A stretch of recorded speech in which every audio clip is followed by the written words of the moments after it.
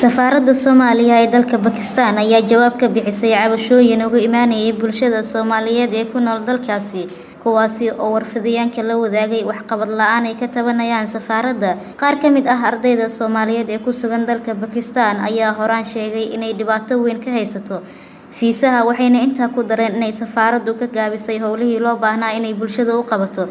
War-saxaafadeed ay soo saartay safaaradda ayaa lagu sheegay in arrinta fiisaha ay ardaydu ka cabanayaan sida ugu dhaqsiyaha badan wax looga qaban doono oo ay safaaraddu u taagan tahay sidii ardayda cabashada keenay u xalin lahayd.